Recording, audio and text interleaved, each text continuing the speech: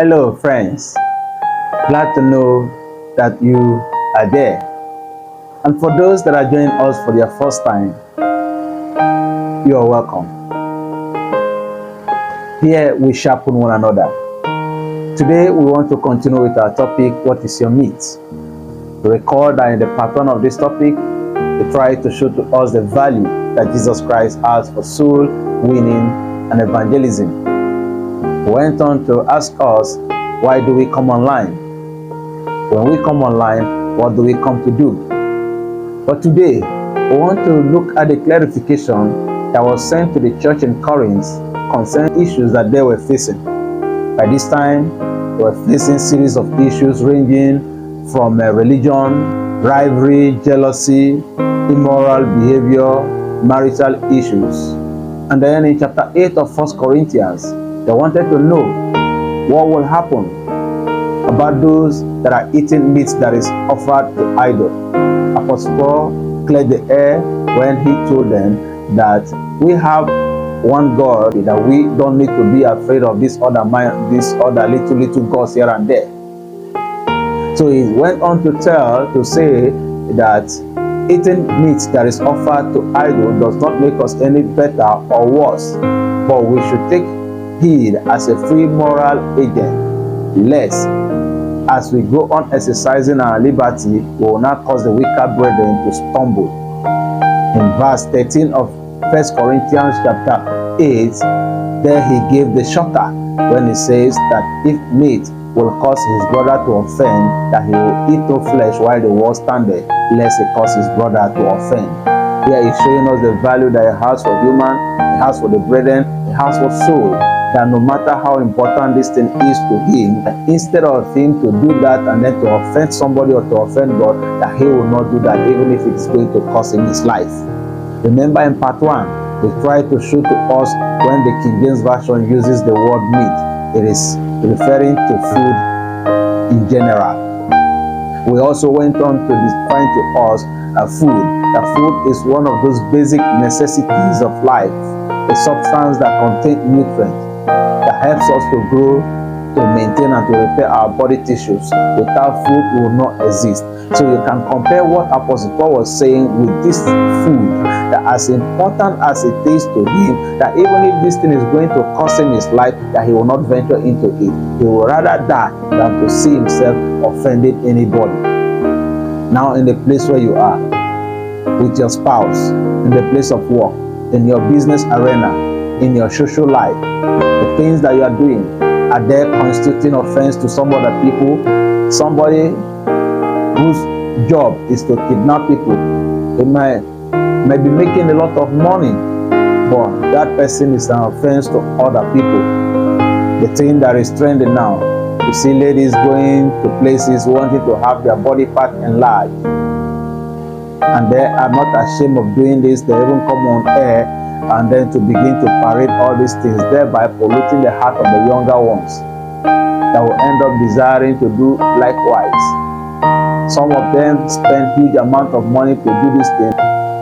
So I would rather prefer that you have your spirit and your soul enlarged than to have body part enlarged. What about fashion? Talking about fashion will not be like someone stepping on the tail of a cobra. I want to tell you that if we can be able to handle the matter of fashion in our life, more than 60% of the trouble that we are facing would have been taken care of.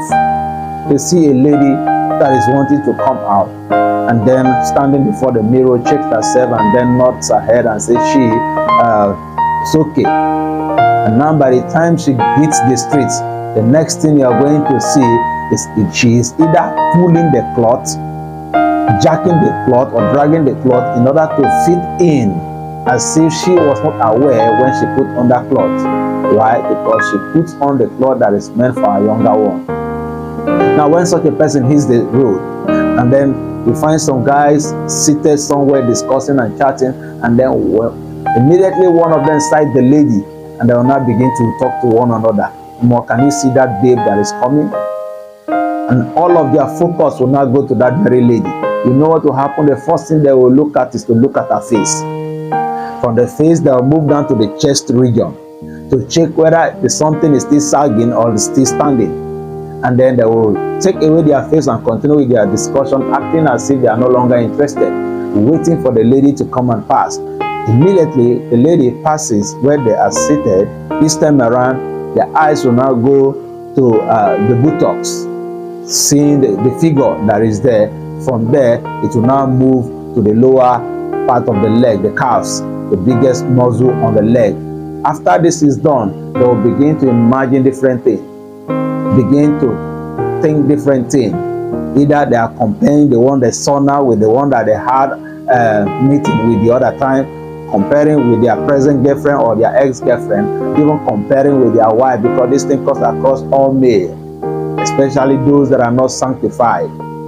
Now, those that have their life partner at home will end up going to quench the urge at home. But those that don't have will end up going to the hotel. And then some other person that does not have any and does not have money to go to hotel will end up masturbating. You can see what this lady has plunged these men into. What is your meat? Your meat, is it an offense to some other person? You know, Jesus Christ said in Matthew chapter 5, verse 27 and 28, that it was said of them of old that we should not commit adultery. But right now, in verse 28, it says that if you look at a woman and you lust after that woman, you have committed adultery with the woman already. So by the time you do all those kind of things, you end up going home and begin to have dreams of somebody coming to have intercourse with you.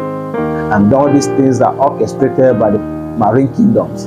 So when it is done, it's either they are adding some sickness or some terrible things to your life, or they are taking some spirituality away from you.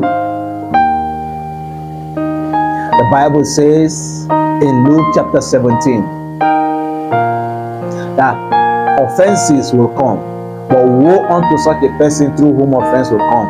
It would have been better for the person to have a millstone tied on his or her neck and thrown into the water than for that person to constitute an offense to another person. Somebody might be saying that, what's my business? You are simply giving replies to the reply that Cain gave to God when he killed his brother. In Genesis chapter 4 verse 9, God asked him after he has done the evil, where is your brother? And you know what he said? Am I my brother's keeper? You cannot be saying that. We are supposed to be our brother's keeper.